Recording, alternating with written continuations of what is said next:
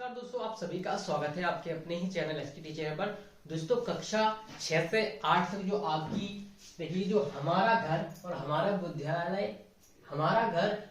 विद्यालय इनकी प्रयास पुस्तिका कक्षा 6 से 8 के लिए जारी कर दी गई हैं। जो आपका न्यू सत्र उसके लिए तो हम आपकी जो ये पुस्तकें जारी की गई उसका फुल एक्सप्लेन करके आपका संपूर्ण सॉल्यूशन बताने वाले हैं।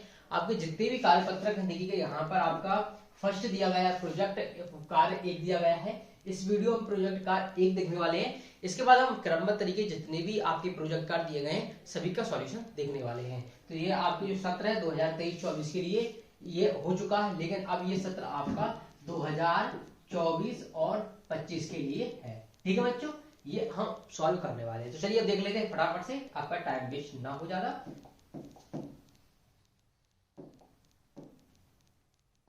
देखिएगा यहाँ पर पहला यहाँ पर आपको क्वेश्चन दिया गया है, मैं आपको यहाँ पर बता देता हूँ। देखिएगा पहला क्वेश्चन आपका दिया गया है कि देखिएगा प्राचीन शहर नदियों के किनारे पर बसे हुए हैं। सोचिए और लिखिए कि ये शहर नदियों के किनारे पर ही क्यों बसे होंगे।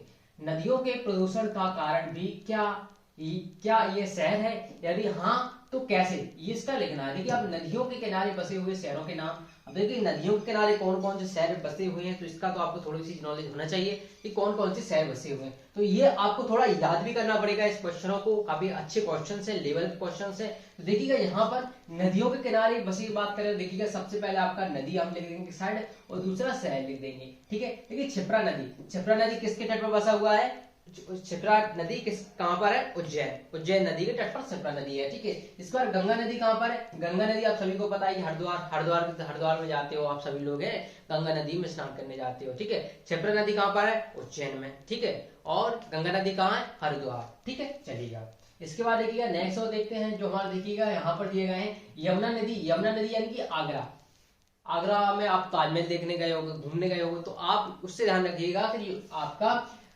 आगरा में कौन सी नदी है, यमुना नदी पड़ती है। क्या पड़ती है, यमुना नदी पड़ती है। इसके बाद गोमती नदी आपकी लखनऊ में पड़ती है। ठीक है, और इसके बाद नर्मदा नदी ये अपने मध्य प्रदेश में ही पड़ती है, जबलपुर और होशंगाबाद 2 जिलों से निकलती है।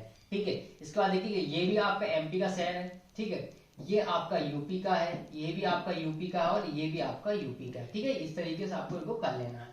ठीक है, चलिएगा अब बच्चों अगले क्वेश्चन की तरफ बढ़ते हैं। अगला क्वेश्चन हमारा दिया गया है यहाँ पर, देखिएगा आप लोग यहाँ पर देख पाओगे कि क्वेश्चन में क्या दिया गया है। देखिएगा शहर नदियों के किनारे क्यों बसे होंगे।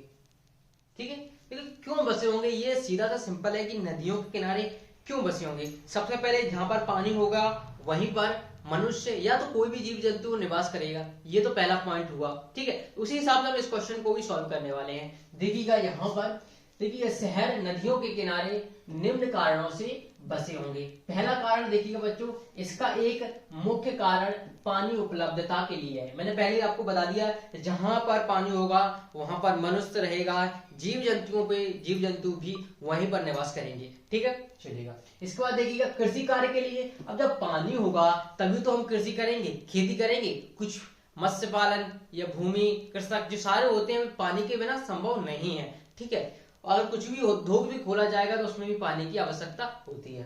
ठीक है, इसके बाद जल परिवहन में, व्यवसाय में, उपजाऊ भूमि में आदि के लिए क्या किया जाता है, हम पानी का प्रयोग करते हैं। और हम नदियों के किनारे क्यों बसते हैं, मेन कारण आपका यही है। ठीक है, चलिएगा अब अगले क्वेश्चन पर बढ़ते हैं बच्चों। अगला क्वेश्चन देखिए प्रदूषण के कारण क्या हो सकते हैं नदियों में। देखिएगा नदियों में प्रदूषण के कारण बहुत सारे हैं, अभी आपको पता भी होगा। देखिएगा सबसे पहले देखिए मनुष्य मतलब कि अपने लाभ के लिए प्राकृतिक चीजों को बहुत बुरी तरीके से नष्ट करता जा रहा है और इसका दुष्प्रभाव है उन्हें आगे चलकर देखने को मिलेगा। और देखिएगा अभी आपको देखने को मिल रहा है जो पानी की समस्या है वो दिनों ब दिन बहुत ज्यादा बढ़ती जा रही है।